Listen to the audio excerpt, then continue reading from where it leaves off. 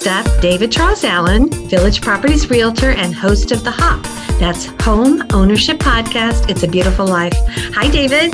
Welcome to The Hop. This is David Charles Allen, Realtor of Village Properties in Santa Barbara with my good friend and co-host, Patty Teal. I'm doing great today, Patty. How you doing? I'm doing great as well, David. I really like springtime. The weather is just so pretty. Yeah, it's been beautiful here as well. So what's happening with real estate in Santa Barbara this week, David? Interest rates are at 3.25 for conforming 30-year fixed and 3% for non-conforming jumbo. So again, this is kind of similar to what we've seen for past years, so to say, is that non-conforming jumbo are usually lower than the conforming rates. And it seems to be going back in that direction as of now.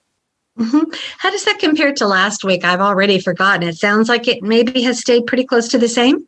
Non-conforming jumbo has actually gone down 1/8% to 3%, and the 30-year conforming has stayed the same at 3.25.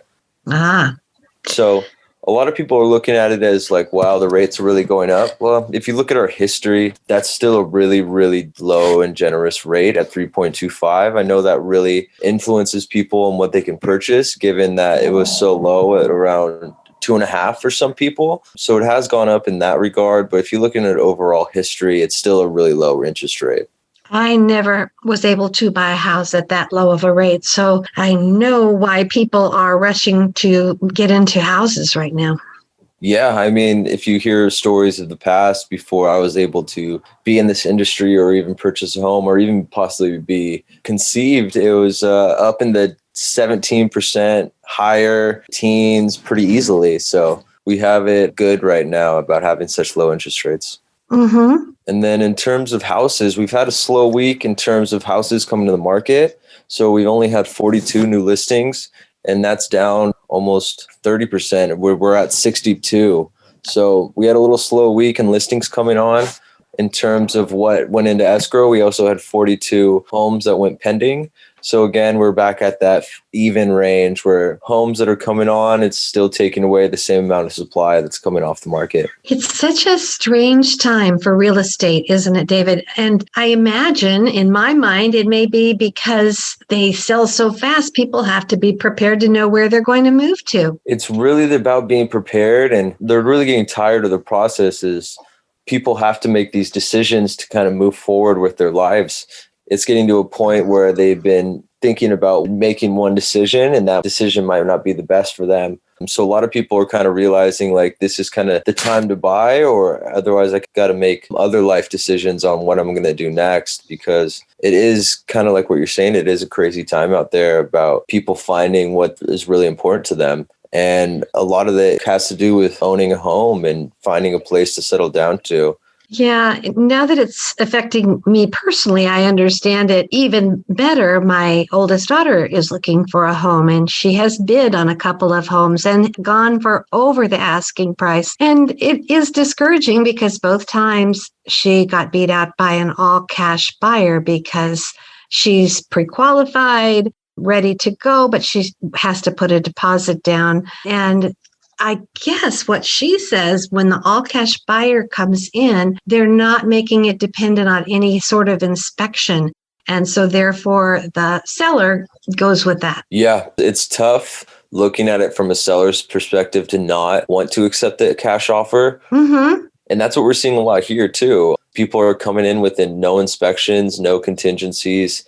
And I mean, I would never recommend someone buying a house like that, but if you have unlimited money, I guess it really doesn't matter. All that matters is getting the house you want. So right. There's always or buying it as an investment. Yeah, it is horrifying because you really don't know what's wrong with the property. There's so many underlying issues that could be present that you really don't know about. And in the way it's happening, it could lead to some problems just coming up in the future. There's some agents that would definitely push no inspections just to get the deal done, but not really give the client the understanding of what comes with it. So as long as people are fully informed and are making that decision on their own, more power to them. But I'd like to see more people be informed of the complications that could rise from that as well. Right. And are you finding that a number of people are swooping in and buying these houses, the all cash buyers that perhaps are buying them for investment properties? A lot of people don't know where to put their money right now. So yes, there is a lot of people that are buying homes for investment properties, and that's like second, third homes and stuff like that. But then you're seeing a lot of families that are also buying these properties that are paying all cash as well. So it really just depends.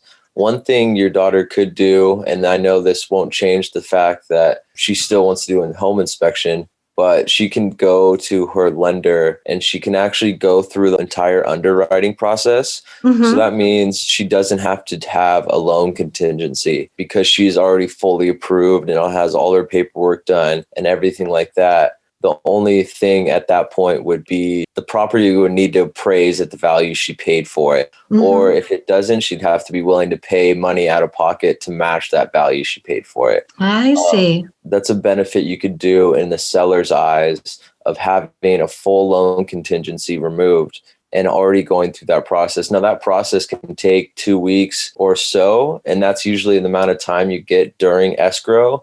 Mm-hmm. But if you know you're going to buy something and you know what you're qualified for and you already have a pre-approval, it could be smart to ask your lender to go through their entire underwriting process so you don't have to write a loan contingency.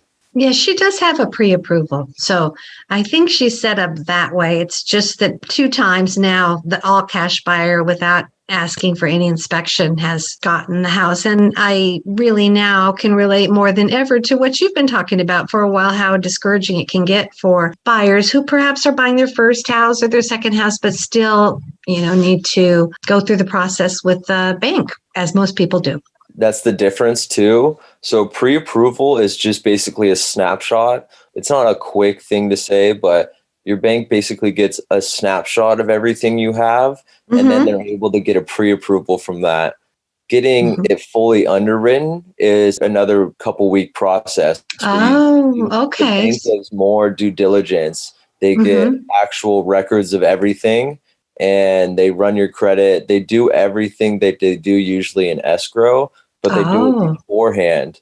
So you don't have to write that loan contingency. Instead of coming in with a pre-approval, you come in with a fully approved loan already. well, So thanks for the clarification. yeah, so it's a little different. It's a little extra benefit because then you're competing with the cash offers. A lot of times people can be pre-approved, but during the process, something can come up where their loan's not going to fund because of certain reasons. It removes the question mark from potential sellers' eyes. Now, this doesn't change the fact about not coming in with an inspection contingency and someone else coming in with it, no inspection. So that's a different story. And that's what you just Right, have to be informed to know about. right. So you have to be part cheerleader, I guess, David, to keep people encouraged that they will eventually get a house that they will love, even when they miss out on 1, 2, 3, or 4 in the process. Yeah, I mean, part cheerleader, part psychologist, therapist. It's it's a lot. It's a lot that it entails because you're really dealing with a lot of emotional aspects of people's life, and it's difficult sometimes because people they don't want to hear what you're saying because they just Mhm. want it the way they want it. But that's just a lesson to be learned from everybody, and Yeah. you I mean, learn I lessons remember from your bidding on a experience. house one time that we didn't get. And I remember crying because I just fell in love with that house and pictured myself there. So sometimes it can be a hard pill to swallow when you don't get a house that you have your heart set on. Exactly. It's not the right time for that opportunity, and the right opportunity will present itself when you're ready for it. You have the best attitude. If it's meant to be, it will be, it sounds like. If it's meant to be, it will be, and then just practice patience and really come to an understanding of why it's making you feel that way and what you can work on yourself instead of looking at it in a material kind of way. Look at it as, okay, how can I work on myself to make sure I'm not reacting like this to something that I can't control? Because you can be in You are control. part psychologist. Yeah, you can be in control of your emotions, but you're not going to be able to control what's around you and the people you talk to and everything like that. Mm-hmm. And people are listening and they are thinking to themselves, I want to work with a realtor that has that positive attitude. How can they get a hold of you? Yeah, they can call me at 805-617-9311, or they can email me at david@davidcharlesallen.com, or find out and read a little bit more about me at www.davidcharlesallen.com. And David, a listener from Northern California, sent an article The article is called Barking Up Buddy's DNA Tree, and it's about DNA testing for dogs. Have you ever thought about doing that with Bailey? I think it's a little more fun to just kind of guess and just kind of feel your way through of what the personality of the dog is. It's always fun when people are like, oh, what kind of dog is that? And you're like, I don't know, but she acts like this, or she's just a beautiful spirit. I know that Ollie is Jack Russell Terrier. A lot of him is. You could just tell by the way he looks, but he is a little bigger than most Jack Russell Terriers. So I look online because my youngest daughter has a puppy, golden retriever puppy. And I wondered now if he's not a golden retriever puppy, Jack Russell mix. Not that it matters, but I would like to tell her that my dog's part golden retriever too. The pictures of the mixes and to go, wow, that looks just like him. Because I'm trying to keep up because she is posting videos of the dog trainer that comes. And I want to make sure that Ollie can do everything that her dog can do. So there's a little competition, I think, going on. Yeah. So it would be fun to find out. But absolutely, it's not important. We love our pooches no matter what they are.